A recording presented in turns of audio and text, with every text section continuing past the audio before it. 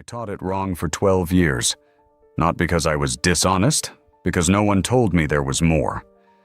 That's what I sat with the night I finally resigned. Not outrage, not a grand moral stand. Just this quiet, sickening realization that I had stood in front of hundreds of teenagers in Indiana and handed them a version of Jesus' teachings that was, at best, the surface. And I had done it with complete confidence.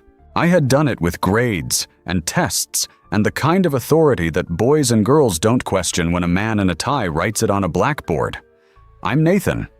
I spent 12 years teaching Catholic school history. And then I spent the next several years undoing almost everything I thought I knew. This video is about a specific question that wouldn't leave me alone. Not a conspiracy theory.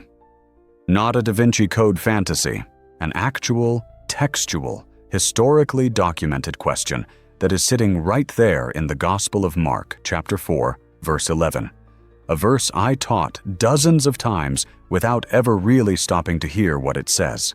Jesus turns to his disciples after speaking to the crowd in parables, and he says, "To you has been given the secret of the kingdom of God, but for those outside, everything is in parables."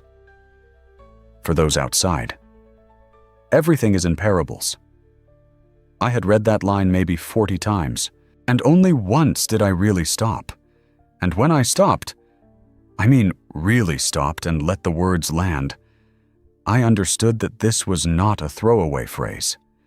This was a division, a deliberate, explicit division between what was public and what was private. Between the crowd and the circle.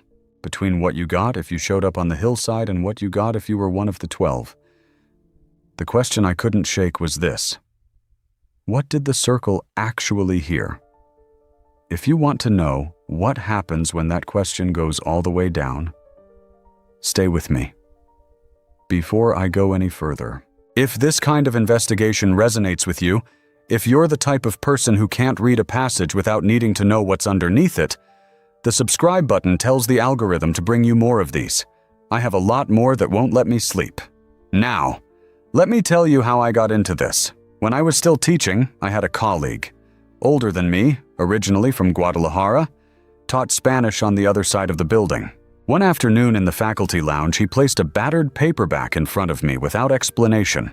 He just said, "Read chapter 3, then tell me you still believe the official version." It was a translation of one of J.J. Benitez's books, Caballo de Troya, Trojan Horse, a work that spent decades on Spanish bestseller lists, while practically no one in the English-speaking world had heard of it. Benitez had been a journalist, a serious one, and the book was his reconstruction of the world of Jesus using both historical sources and accounts that don't appear in official canon. I didn't read chapter 3 that night. I read the whole thing.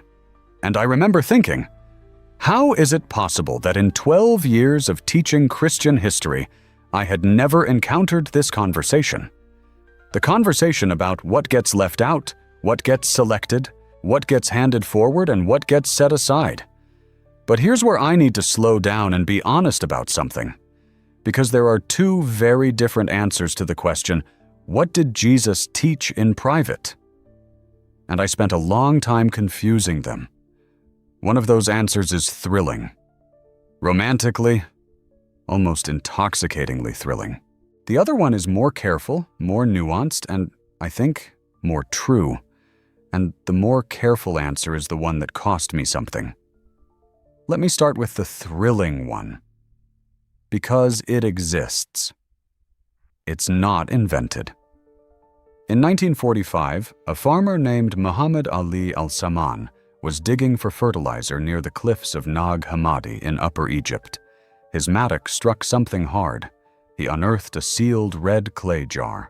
Inside, 13 leather-bound volumes, papyrus pages brittle with age, filled with Coptic text. The codices contained dozens of texts, including one called the Gospel of Thomas. No narrative, no miracles, no birth story, just 114 sayings, attributed to Jesus. One of the opening lines reads, Whoever discovers the interpretation of these sayings will not taste death. Not taste death. Whoever interprets these correctly. I remember when I first read that line, I felt something that I can only describe as a recognition I didn't expect, not because I believed it literally, but because there was something in the register of that sentence. The sense of a teaching given only to someone ready to receive it, that sounded nothing like the Sunday school version of Jesus. It sounded like someone who was genuinely holding back, who was genuinely calibrating what he said to who was listening. And the Gospel of Thomas is full of that texture, sayings that resist easy interpretation, sayings that seem to expect you to have already understood something before you can understand them. If your leaders tell you the kingdom is in the sky, then the birds will get there first. The kingdom is inside you and outside you. There is also a document called the Pistis Sophia, recovered much earlier, in the 18th century, which presents itself as conversations between Jesus and his disciples after the resurrection. Extended, intricate, almost technical conversations about the soul's ascent through layers of cosmic authority. Not parables. Not public teaching, something that reads more like a briefing, a manual, as if the 40 days between resurrection and ascension were used not for comfort, but for instruction, for giving the inner circle something they would need. If you felt reading canonical scripture like you were getting a version that was somehow edited, like the really significant parts were behind a door you didn't have the key to, these texts feel like exactly that. They feel like the key. I understand that feeling deeply. I had it. And I almost stayed there. But then something happened. I went back to the source. Not just the Gnostic texts. The question of where they came from. Who wrote them? When? And here is where the story gets more complicated and more honest and more interesting than the simple version allows. But I want to tell you about the 2 weeks before I got there, because those 2 weeks nearly ended the whole investigation. I had convinced myself, somewhere around the 3rd week of reading Gnostic literature, that the answer was obvious. The Pistis Sophia was the inner circle teaching. The Gospel of Thomas was the unfiltered Jesus. The canonical Gospels were the PR version, approved by committee. I had a neat theory and I liked it. And the thing about a neat theory you like is that you stop actually reading and start confirming. I was finding what I was looking for, which is a different thing from finding the truth. The crack appeared because of a single detail in the Pistis Sophia that I couldn't resolve. The text presents Jesus speaking to the disciples 11 years after the resurrection. 11 years, describing in extraordinary technical detail the architecture of cosmic realms, the names of spiritual powers, the precise rituals by which the soul ascends through each layer. It is dense. It is systematic. It is, in a strange way, beautiful. But 11 years after the resurrection. According to this document, Jesus spent 11 years teaching in secret in this world before finally ascending. And no other source, canonical or otherwise, mentions this. Not one. I told myself, of course no other source mentions it. That's the whole point. It was secret. But that kind of reasoning is how you convince yourself of anything. The absence of evidence is itself evidence of the conspiracy. I had taught students to spot exactly that kind of circular logic in history class, and here I was, using it. At a kitchen table in Indiana, at midnight, with cold coffee and no one to check me. I almost closed the notebooks, almost decided that this whole investigation was a rabbit hole that led nowhere, that the question I started with, what did the circle actually hear? Didn't have a recoverable answer, and I was wasting my time looking for one. I nearly did walk away. And then I kept reading. Not because I found something encouraging. Because I found something that stopped me harder. I almost stopped when I found this, I'll be honest. It was late. I'd been reading for hours. My notes were spread across the kitchen table in Evansville, and I had a coffee that had gone cold 40 minutes earlier. And I came across the work of a scholar named Richard Bauckham, his 2006 study on the relationship between eyewitness testimony and the canonical Gospels. And something he observed stopped me cold. He notes that the canonical Gospels and the Gnostic texts are not simply two different versions of the same material. They are structurally different kinds of documents.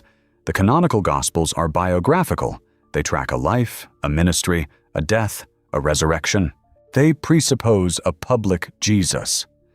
The Gnostic texts, by contrast, the Gospel of Thomas, the Pistis Sophia, the Gospel of Philip, almost all of them are post-resurrection revelation texts. They don't tell the story of Jesus' life. They skip straight to teachings delivered after Easter, in private, to the inner circle. The structure itself is already a claim, a very specific claim that the real Jesus, the real teachings, only came after the public life ended. That everything in the canonical Gospels was preparatory, public, incomplete. But here's what that structure requires you to believe. It requires you to believe that the communities that produced these texts, communities writing in Greek and Coptic, influenced by Neoplatonic philosophy, operating in the 2nd and 3rd centuries, had access to accurate oral traditions about private conversations that occurred over 100 years earlier in Aramaic, in a 1st century Jewish context in Palestine. That these traditions were preserved faithfully, in exact detail, while somehow escaping the notice of every other early Christian community. And the problem is, historians don't have a mechanism for that. There is no verifiable chain. Not because there was a conspiracy. That's the part I want to be careful about. Not because the church in the 4th century sat down and systematically burned the truth, but because, and this is the part that actually humbled me, early Christian leaders like Irenaeus of Lyon, writing around 180 of the Common Era, challenged these communities on exactly this point. Produce your line of succession. Show me who told whom, and who told them, and who told the person before them, going all the way back to the disciples themselves. The Gnostic communities couldn't do it. They didn't claim to have an apostolic chain. They claimed to have a spiritual understanding, a reading of the existing material that unlocked a deeper layer. And Irenaeus made an observation that has stayed with me. He compared what these groups were doing to taking a beautiful mosaic portrait of a king and rearranging the same tiles into the image of a dog. The pieces are real. Every single piece is real.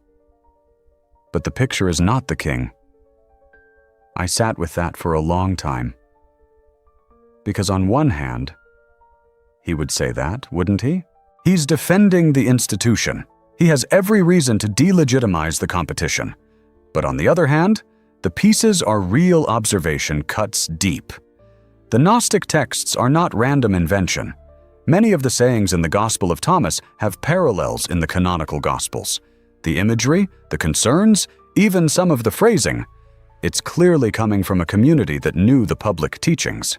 What it seems to be doing is taking that material and reinterpreting it through a particular philosophical lens, a lens that comes from a specific time, a specific place, a specific set of cultural assumptions about the soul and the cosmos that are more Greek than Jewish. This is not a dismissal. I want to be clear about that. The Gospel of Thomas is a fascinating document. The Pistis Sophia is a genuinely remarkable text. But fascinating and remarkable are different from secret record of what Jesus actually said in private. So what was the actual secret? What was the actual content of what Jesus gave to the 12 that he didn't give to the crowd? Let me tell you what I think. And I want to be careful here, because what I think is doing a lot of work. The word translated as secret in Mark 4, verse 11. The Greek word there is mustērion. And this word does not mean, as I once assumed it did, a puzzle that has no answer. It doesn't mean an encrypted code. Scholarship on this word shows that in 1st century Jewish and Christian usage, mustērion meant something very specific, a divine disclosure, a truth that was previously hidden, Not because it was deliberately concealed from unworthy people, but because the time for its revelation had not yet come. The kingdom of God arriving not in the form of a conquering king, not in the spectacle that everyone was expecting, but quietly, in a seed, in a process, hidden in plain sight. And here's the thing that I needed to sit with for a long time because the implications of it are not comfortable. If mustērion means a disclosure that happens in its proper time, a revelation that becomes possible not by having the right password, but by being present for the right moment, then the disciples weren't given a secret because Jesus was secretive. They were given a framework because they were there. They were watching. They had the full context of what was happening.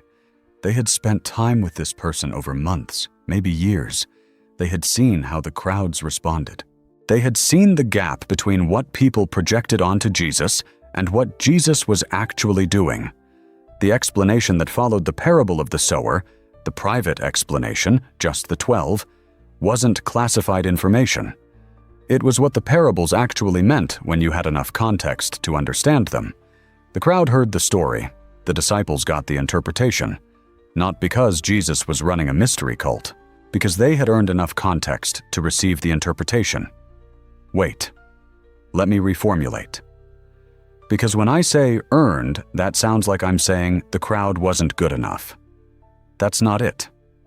What I mean is, understanding requires a certain position, not a moral position, a situational one. If you walked into a film in the final 15 minutes, you might see what's on screen, but you don't have the architecture of the story. You're watching images. The people who started at the beginning have something you don't have. And it's not that they're more worthy. They were just there. The 12 were there from near the beginning. They had the film from frame 1. That was the secret. The kingdom of God had arrived, but it looked nothing like anyone was expecting. And the disciples were given the framework to understand that. The crowd wasn't, not because the crowd was unworthy, but because understanding the framework required being with Jesus, watching him work, seeing the gap between what people expected and what was actually happening. The private teaching was not a separate doctrine. It was the same events, understood, except that, and this is where I had to sit still for a very long time, that answer changes everything about who I was for 12 years. Because if the secret was not esoteric knowledge, but interpretive capacity, not a hidden doctrine, but the ability to understand what was happening right in front of everyone, then the people who were truly inside the circle were not the ones who had access to suppressed texts.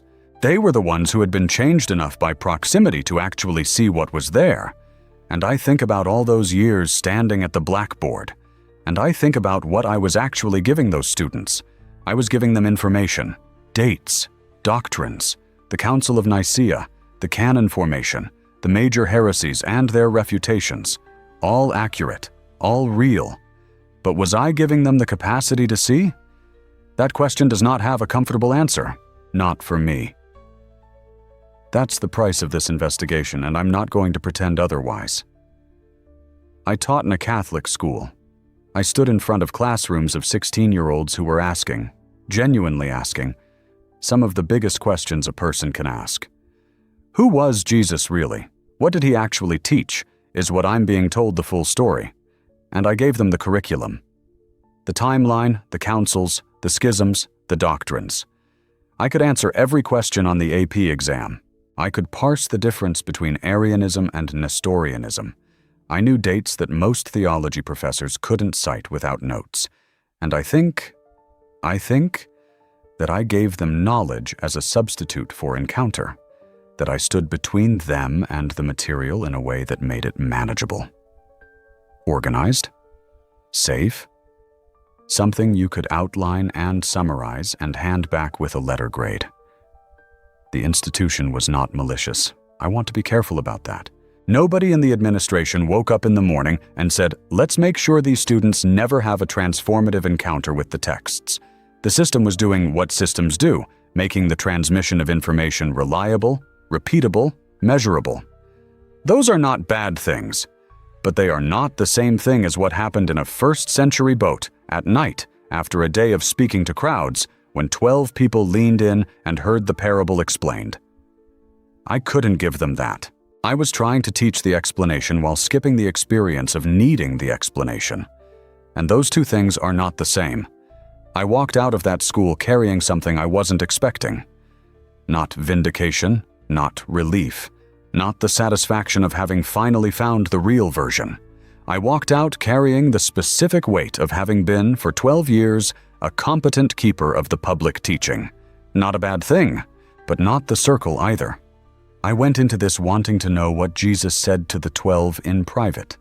I wanted access to the inner circle. I think most people who get interested in this material want that. Want to feel like they're finally getting the real version, the unedited version, the one that was kept from the crowd. What I found instead is that the desire for a hidden document, for a secret version of the truth that can be read and possessed, might itself be the thing that keeps you from understanding.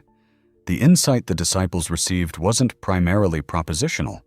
It wasn't a list of things Jesus said behind closed doors. It was a transformation that happened through relationship and proximity, through watching someone live and teach and die, and, they claimed, come back. You can't write that down in a way that transmits it. You can only write down the traces. That's what the canonical Gospels are. That's what the Gospel of Thomas is, in a different way. Both are traces of something that happened at the level of a person changing another person. And no text, no matter how ancient, no matter how recovered, no matter how dramatically found in a sealed jar in Egypt, no text can give you the thing itself. Except that I'm not sure I would have understood that without going all the way through the other answer first, without letting the Gospel of Thomas feel like a key, without sitting with the Pistis Sophia and feeling genuinely like I was reading something that had been kept from me. The desire for access is not wrong. It is, I think, the beginning of something real. The mistake is stopping there, treating the desire as if it were the discovery. Remember what I said at the beginning? I said I taught it wrong for 12 years. What I mean now, with everything I've gone through since, is something more specific. I didn't teach it wrong because I was giving students bad information. I taught it wrong because I was teaching them how to know things about Jesus rather than how to be changed by the encounter with what he said. The disciples in that boat, hearing the parable of the sower in public and then getting the explanation in private, they weren't getting a different set of facts. They were getting a different relationship to the same facts, a way of seeing the material as if it had a living center that moved. I still don't know how to teach that, but I know I wasn't doing it before, and I know I can't go back to the version of myself that didn't know the difference. There's a moment, if you've ever read the Gospel of Thomas carefully, where Jesus says, "Let one who seeks not stop seeking until one finds. When one finds, one will be troubled. When one is troubled, one will marvel." I used to read that as an inspirational progression. Seek, find, be amazed. A clean arc. I don't read it that way anymore. The troubled part is not a step you pass through. The troubled part is the destination. The marveling comes from being troubled, not from being past it. Being troubled is the arrival. I'm troubled. After everything, after the 12 years, after the resignation, after the Nag Hammadi codices, and Irenaeus and the late nights in Evansville going deeper and deeper into this, I'm more troubled than when I started. And I think that means something is actually happening. A moment before I finish. This channel is part of a larger project. Books, resources, investigations. If you want to go deeper into this material than a single video can take you, the Spinoza Forever Library is linked in the description and the pinned comment below. It's not about Spinoza specifically. It's about the kind of reading that this work demands. The kind where a footnote changes how you see the main text. I've found it genuinely useful, and I think you will too. One more thing. If you've spent years feeling like you were given the edited version, like there was a real conversation happening somewhere that you weren't invited to, this channel is for exactly that feeling. Because it's not a paranoid feeling. It's not a conspiracy theory feeling. It's a historically grounded suspicion that the full picture of early Christianity is more complicated and more interesting than what most people are taught. The subscribe button is there. The algorithm will do the rest. Now, I want to know where you land on this. Because I've made a specific argument here, and I'm aware it cuts against what a lot of people want to be true. I've argued that the Gnostic texts, as fascinating as they are probably not secret records of what Jesus said in private. That they reflect later theology projected backward rather than preserved original teaching. But I'm not certain. I want to be clear about that. This is my best reading of the evidence. It's not the final word. So, write it in the comments. Do you think the Gospel of Thomas preserves something real that the canonical Gospels don't? Or do you think the desire for a hidden Jesus says more about us than it does about him? I genuinely don't know how this is going to split. Tell me where you land.